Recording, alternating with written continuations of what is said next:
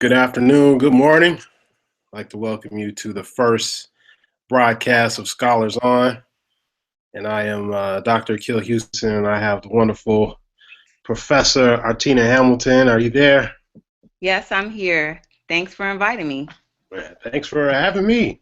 So, this is the first ever edition of Scholars On. So, essentially, what we want to do is we want to have academic ideas without all the stuffiness, pomp, and circumstance that sometimes accompanies academia. So, just frank, honest, critical engagement. And so, we'll take the time to introduce ourselves in this first episode, and I will follow Professor Hamilton in the introductions. Okay. Well, hello, everybody. As Akil said, we really want to create a platform that is more informal, a conversation. We are academics, but we also are big, heavy um, pop culture buffs. So we don't want to always throw in the vocabulary of hegemony and feminism and all these words that we spend a lot of money to learn. But we want to talk about everyday experiences on TV, especially with Scandal, as Scholars on Scandal. So my background is I'm actually a cultural geographer. I also do issues of race, gender, sexuality, and I like a lot of TV. A lot of TV has gotten me through a lot of life, especially in relation to Black women on TV. So I'm really interested in carrying on this conversation with you to kind of see, Dr. Houston and I, we kind of meet in the middle sometimes, sometimes we don't. So it'll be a really good, engaging conversation. Agreed. Kill Houston, my background is in film and media studies and cultural studies. And ironically, I'm not a huge fan of television, but I prefer film. However, I do feel like television provides a lot of opportunities for thinking about gender, race, class, the isms, the others, all those kind of things that we talk about, but we don't talk about. So I think television provides an interesting way to sort of engage these ideas in ways that we probably wouldn't. So when I think about Scandal, I mean, there's so many interesting things about Scandal, and it just seems perfect that this will be one of our the first Hmm. conversation. So, I mean, there's a lot going on. There's so many things that are happening on the show, behind the scenes, as the show is on, people on Twitter, and I think it provides a real important and impactful moment for us to sort of have a conversation about it. Yeah, I definitely agree. And I think having this kind of informal, because we talk about this at work all the time, right? We have these conversations about Olivia and Fitz. You see stuff on Twitter, but I really haven't seen people that are willing to kind of dig in deeper because it seems like everyone that likes Scandal was just like, oh, it's a love story. And I just want to complicate that as I know that you do also. Most definitely. And I think it's easy to get caught up in the sentimentality of it and the idea that you have a black woman lead on a show. Not only that, you have a black woman behind the scenes, writing, producing, executive producing at that. And then you have Judy Smith, whom the character is based on, who's also executive producing. So there's a lot to be excited about. However, I think that our excitement shouldn't overwhelm our ability to be critical of the images and some of the implications of those things. So, yeah, I'm not fazed by this whole romantic notion of this post-racial love story that seems to be really popular. So I'm definitely interested in engaging some of those ideas. And this is also in line with the work that Akil and I are doing. We actually are working on, essays, publications that critically look at Scandal beyond, as Akil said, this post-racial love story, this fabulous black woman in a white hat. Like, really, let's be real. Olivia Pope is what? She's a mistress. I know, don't send me hate mail. I know. But we really want to kind of get beyond the respectability of politics, but also beyond this general discussion of her sexual autonomy. That this woman that is looking at love. She is. I like it. I like the fact that she has this hot, heavy relationship, but also I'm a little critical of what these relationships say. Yeah, I'm with you there. And I think that our investment in it is like on three levels. You got the Hmm. personal, the professional, and the Yeah. political. And those kind of intertwine on the show as well. So it's like when I'm watching the show, on one level, I'm excited about the fact that you have this sister behind the scenes who's, making moves, making this happen. But I'm also aware that in order for the show to stay on television and to be successful, it requires a certain balancing act of, three interrelated concepts. One is how do I maintain a television show that a general mass audience will enjoy? And then Mhm. how do I talk about race without talking about race? So, in Mhm. other words, you can't have any characters that are on the show or themes that are on the show that overpower viewers with this Right. notion of race. And if you do have that character, which we talk about as Papa Pope, Mhm. it's tempered with the mix of the other characters on the show. Kind of like going old school, how Good Times used to do that with what was the young man's name? Michael. Like Michael. Michael used Yeah. to make the quote unquote militant statements. He used to say real Yeah. things, and then you got the buffoonery of JJ coming in to kind of buffer that, and then just the overall comedy on the show. So it wasn't as if he was super overpowering with his ideas because everything else was, kind of jokey, simple, sitcomish, and it didn't really give him the platform necessary for us to really engage and take those ideas. But if that's how you were feeling, you probably like, yeah, I'm feeling Michael. I like that character. What's that kind of, marketing for everyone, these multiple layers? So I have the love story for the Black professional woman. They see themselves. I have the universal story of this murder mystery every week. White America can look at that. For more critical intellectual nerds such as ourselves, I have all these little historical gems that I throw in. So again, operating on multiple levels. And also it's funny that our shows do that, right? So when we look at Grey's Anatomy, it was this colorblind, universal, I don't see race. You get to Scandal. There's little, we talked about this, these little Easter eggs where Olivia talks about, I'm feeling very Sally Hemings like, and Papa Pope says, boy. And then we jump to, How to Get Away with Murder, where Viola Davis, effectively is a very legible Black woman, you know, Mhm. physically, the way that she talks, the way that she emotes. So talking in different layers, but trying to sneak stuff in, which I think Scandal was funny. Scandal was in between Grey's Anatomy and How to Get Away with Murder, but also I would say the messages on Scandal are also in between that as well. I would agree. I would agree with this idea of legibility that you see on some of the characters. And as we've talked about before, there is this idea that you can have a black woman who's not really black. That Mm-hmm. way, she's black enough to stay on TV, if that makes Mm-hmm. sense.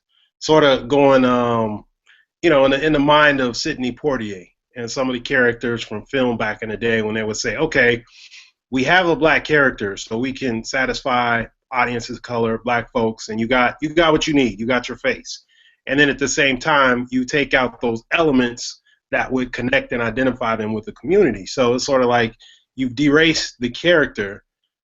So in a lot of ways, it is not really engaging those issues that most black folk would have.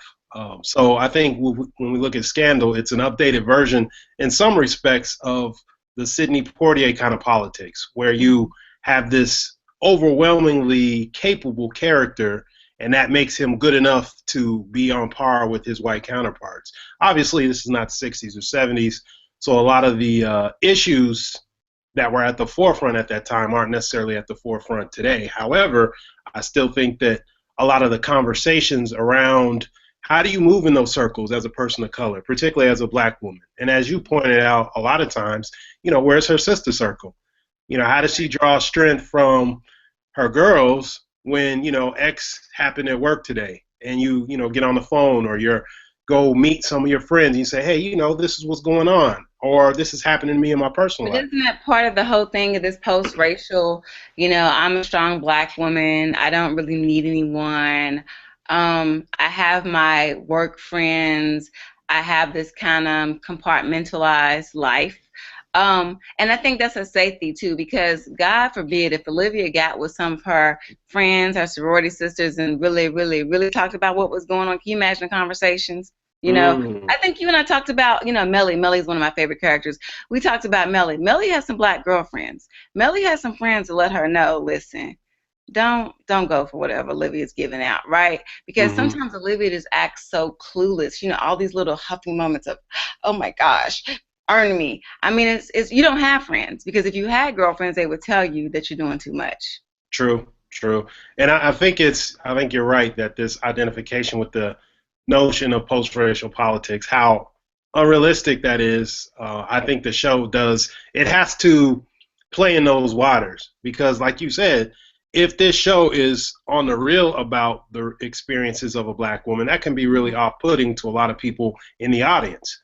So many black men have commented on the show in terms of like articles, blogs, whatever, and there seems to be this general sentiment that is man hating and it doesn't like black men.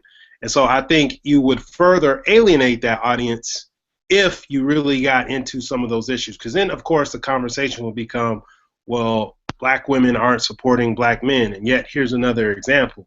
So, on top of that, you have non folks of color who are watching the show.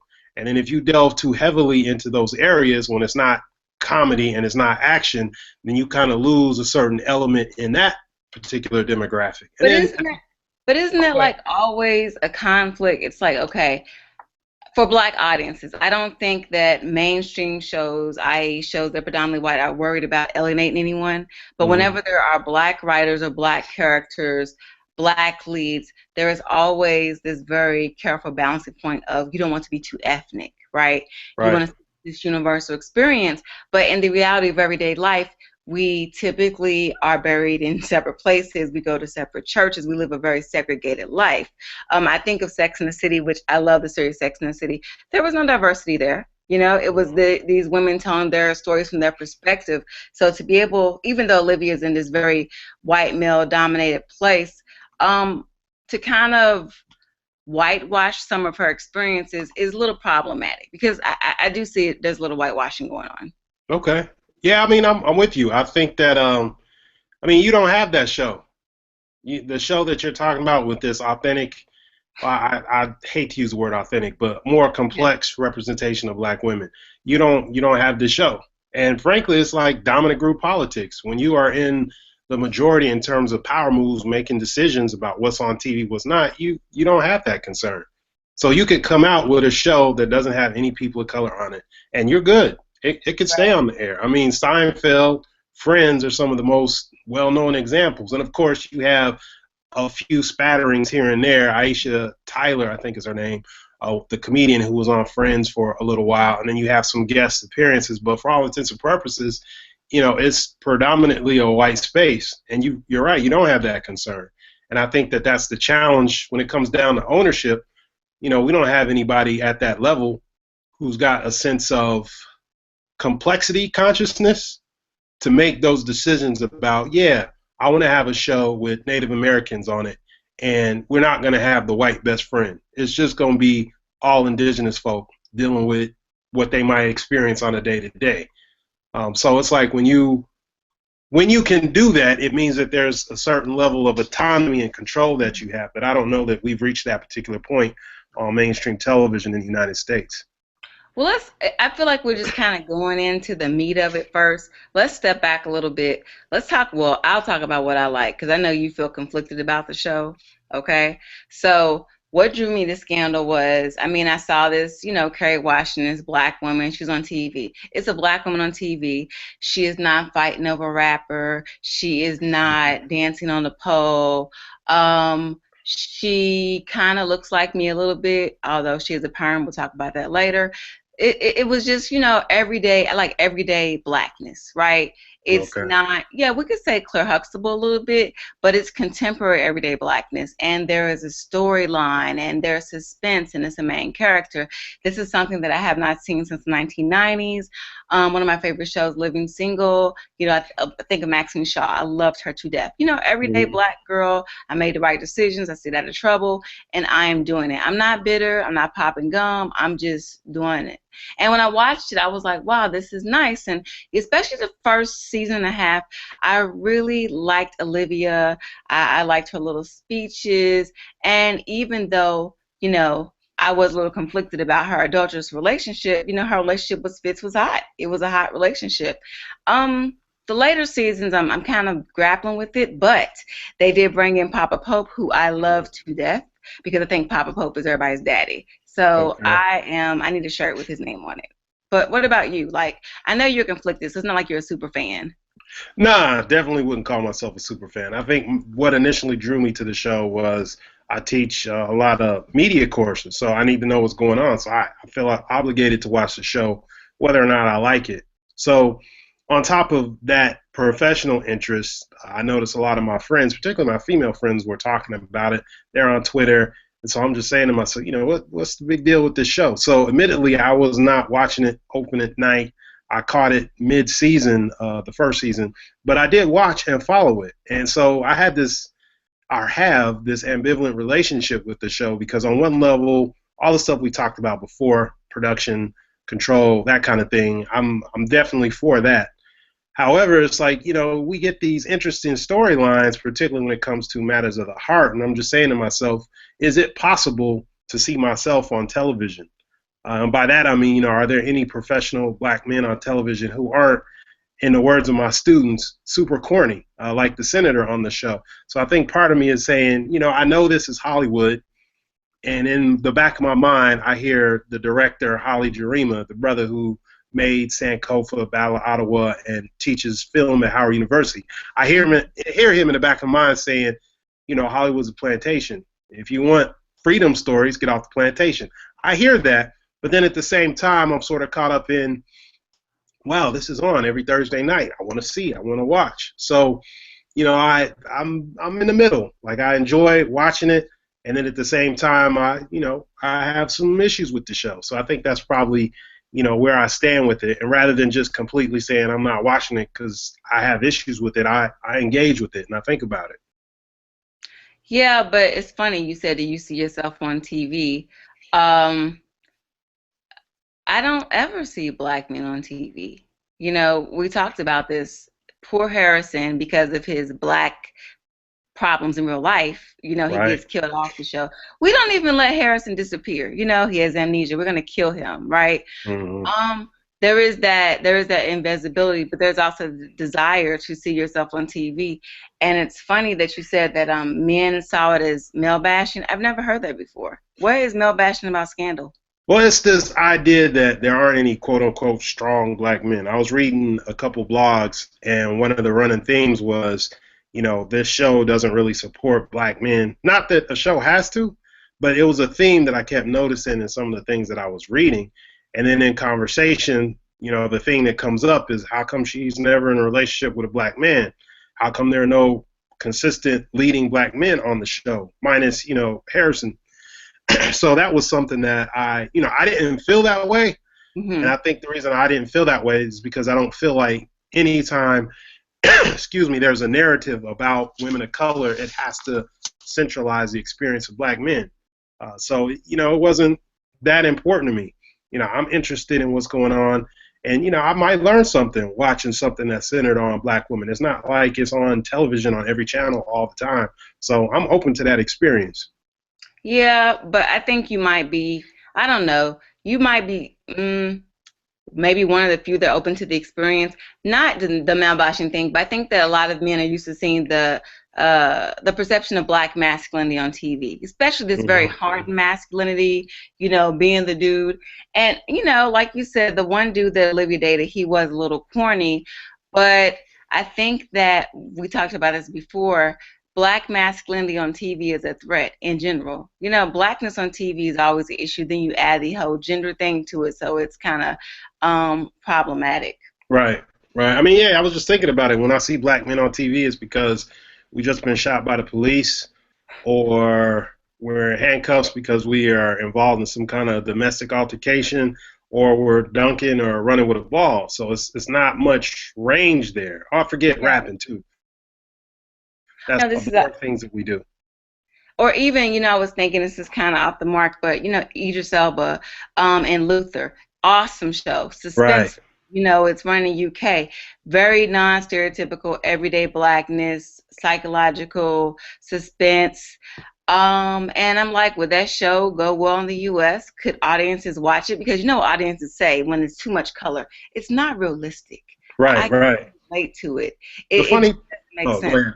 I was gonna say the funny thing about that show was it's only supposed to be one season, and Yeah. audience were like, "We want more." So it's interesting that even in the scripting of that show, which, like you said, is a decent show. I mean, Hmm. he had some interesting relationship experiences too. But I Hmm. think that shows like that force people to rethink how they see blackness and themselves as well. Because I think Right. if you have a show like Luther on television, or let's say the star show Power, let's say that Mhm. was on regular TV, and then Yeah. you have more complicated images of not just black women, but black people in general on a scandal, how does that disrupt the way we think about race in the United States? How does Mm. that disrupt the way people think about themselves as, racialized beings? If, people in the dominant culture are even thinking along those lines, which sometimes they're not because, you don't have to necessarily. Do you think that a show like Power would do well on regular TV? I do on some level because of he's a drug dealer and he's trying to come up, and Right. that's been a popular storyline. So if you Yeah. look at The Wire, even though The Wire wasn't on regular TV, that was Hmm. part of that narrative. But a lot of the popular shows with black men, they tend to have this crime element. Like I'm thinking old Yes. school Yes. in Mark Anthony Neal's book, Looking for Leroy, Spencer for Hire, the Yes. brother who played Hawk. Like Hawk. Right. there's this connection. There's something about crime shows, your Because if you think Law and about Order it, and all that stuff. but if you think about it, I'm speaking again geography. Those are acceptable black male geographies, right? The Hmm. plant Hmm. station, the prison, the block, the street, the corner. So when Right. Common talks about, in the corner, they talk about being the sanctuary. And so if you take him outside of it, there's some exceptions. I don't know what 24, there's a black president, but he's still symbolic. Um, Acceptable places that are reinforced in everyday society. So I talk Right. to my students about, representation of blackness, and they're like, well, we saw this on TV. We saw this on TV. So they meet somebody like you, they're like, whoa, how that happened, right? Because it blows Hmm. their mind out because everything's informed by TV. And black men, they're on BET. You're on BET in very stereotypical ways. You're on Law and Order episode, but there's not complicated, multi-dimensional representations, like you said, going back to Power. I'm trying to make it out the hood. If I'm not already in the hood struggling, I'm trying Hmm. to make it out. There's not the story of this person that's a successful professor or successful executive. And I'm not even saying, that's the full gamut of what you need to do. Because, hey, Right. not Right. everybody needs to go white collar. I don't believe in that. Rock was a perfect example, but you Hmm. just don't see that anymore. That's true. And I can't remember. It's ironic because Joe Morton was in the show. I Hmm. want to call it Mantis, but that may not be the title. But he was disabled, but he was this like some kind of genius, and he had this suit that made him have these supernatural abilities. But Yeah. it didn't do too well. It was on back in the day, but it's just kind of interesting that when we talk about some of these ideas that complicate what it means to be black or just everyday black folks, what are they doing? What's their experience? Yeah, I think that what happens in mainstream culture kind of runs up against that. So it's like we can't really foster the space to develop these kind of characters because it challenges that whole black white paradigm. I think And also, go ahead. I'm sorry. Go ahead. no, I was just thinking about something. I think it's James Baldwin who was talking about how the image of the Negro, in his words, can't change because it means that people will be forced to look at the image of themselves, which Yeah. they've never been accustomed or willing to do.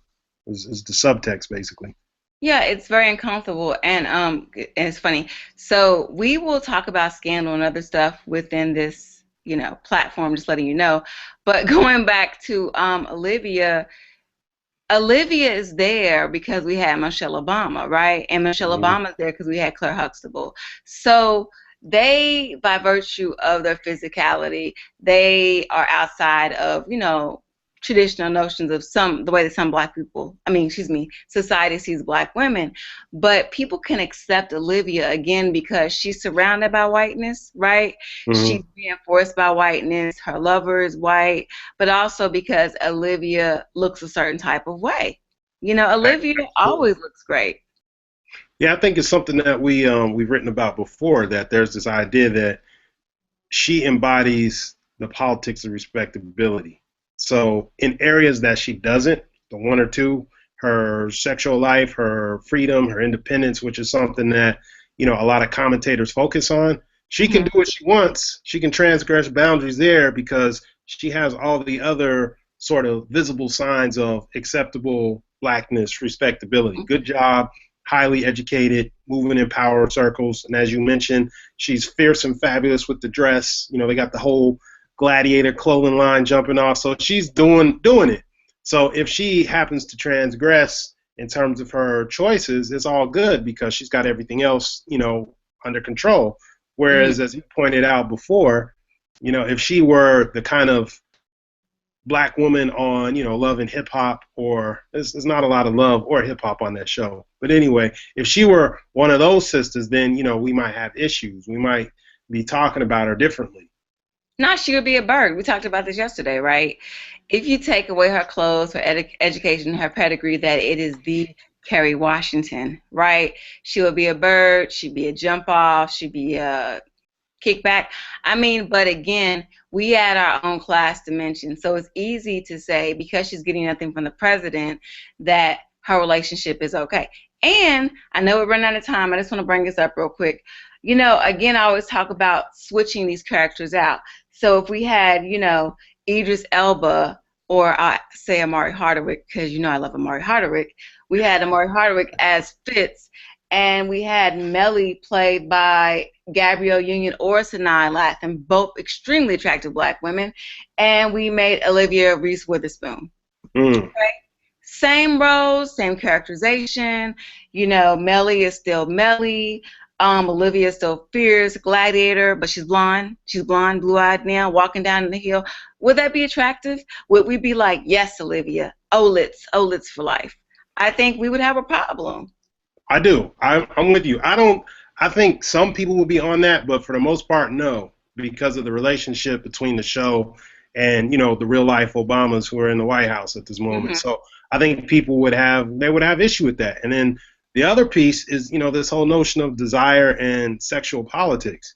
So I think there's an element of I see myself in Olivia in terms of wanting and striving up to where she is on the class ladder. And I think that for some viewers of the show, it's difficult to critique Olivia in those choices Hmm. because that means being self-critical.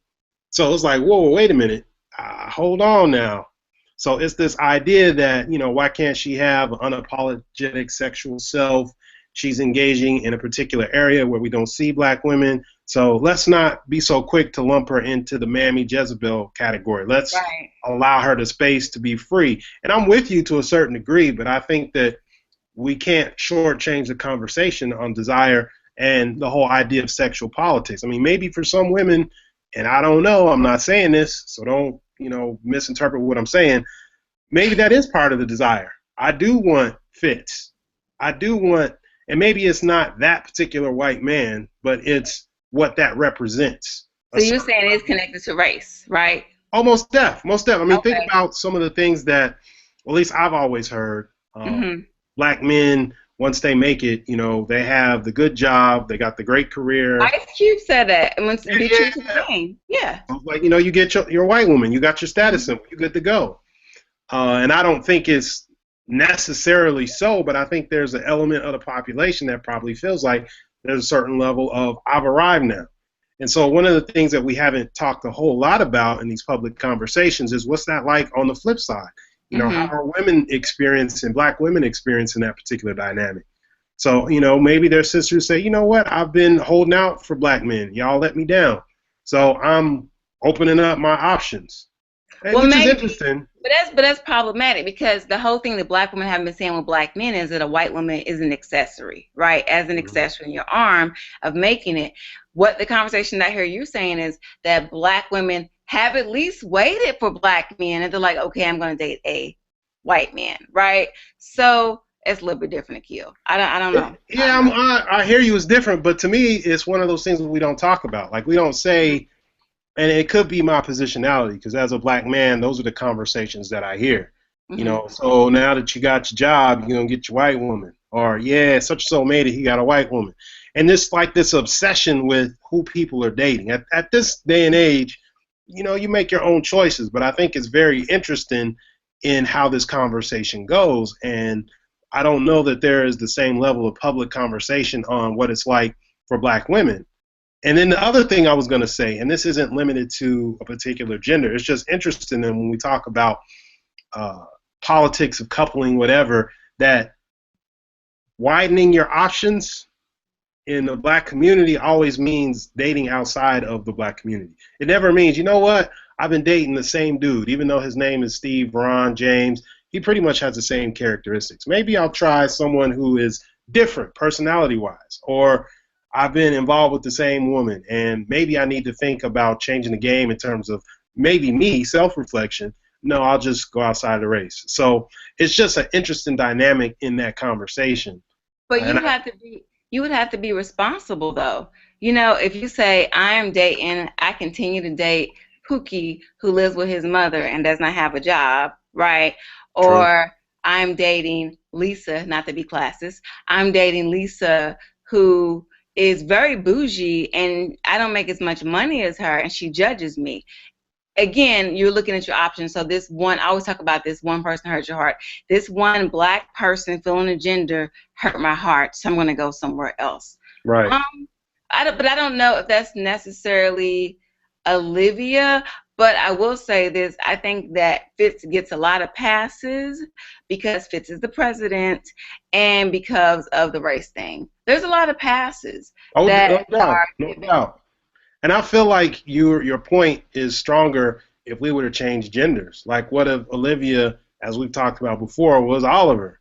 Shut up. What's up then? Are we still Team Fitz and Olivia? No, we Or would be team hate mail because all the good black men are gay. That's what we would be, team hate mail. Okay? yeah, so we're not as progressive as we like to think in terms of this, sexual identity.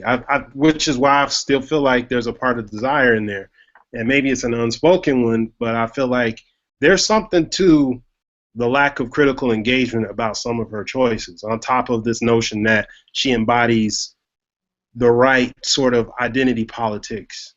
But yeah, I mean, it's an interesting conversation when thinking about the show, and I think the other piece is that we don't have a lot to draw on the opposite side. Like, how many shows that aren't comedies where you see an engagement of black on black love, whether they're in a same gender loving relationship or a woman and a man, whatever.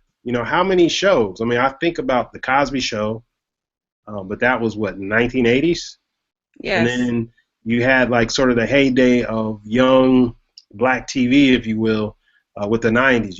Living Color, Living Single, and all those kinds of shows. A Different World, where you see a little bit. I think, what is it, Whitley and Dwayne Wayne? Is that how far Yeah. you have to go back to see some remnants of black love?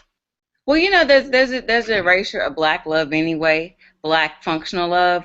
We have black, sidekick love. I'm sleeping, I'm sharing a man. It's always multiple, multiple, multiples, or the abandoned black woman story. And then going back to same sex, there's no same-sex representations, especially of African Americans, right? I might see an interracial couple, but African Americans, I talked about yesterday with you, Noah's Ark, awesome Right. show, for black gay men in LA. And when that show was pitched to the network was like, hey, let's change three of the people and make them white because Mhm. it's not realistic, even though we know we have plenty of LGBTQ black folks, right? Right. So again, and not saying your TV should be a mode representation, but we're in a very high tech, media savvy era, and people don't even have regular conversations, but they will watch a movie on TV, True. and they will watch, you know,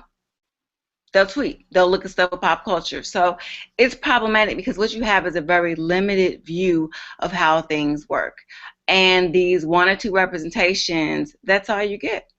That's a good And point. there's a space, right? There's like 5 or 6 years in between before you have any other representation.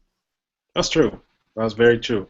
And so, we're getting into some good stuff here. So I hope that you come back and listen, because we're almost at quitting time for this particular broadcast. So, tweet us, talk to us, engage us with your ideas, reactions to some of the things that we said. The Twitter handle. Did we come up with a Twitter handle? I don't even know if we came up Not with a yet. Twitter We're handle. working. Get the Okay. independent one. Okay. So yeah, hit me up at the Hip Hop Scholar. That's my Twitter handle, and you can hit up which Twitter handle should they hit you up at? At Black Scandal Cast, that's BLK Scandal Cast, CAST. And if you have any questions, comments, let us know. And this is more of an overview. We're going to actually, hit on specific episodes in future casts. Look forward to seeing you and talking with you all. And thanks for tuning out. By the way, this is not an alcoholic beverage. It's cucumber water. So Very respectable of you. That's yes, yes, awesome. yes. All right, thanks I'm. for joining us. Goodbye. Bye.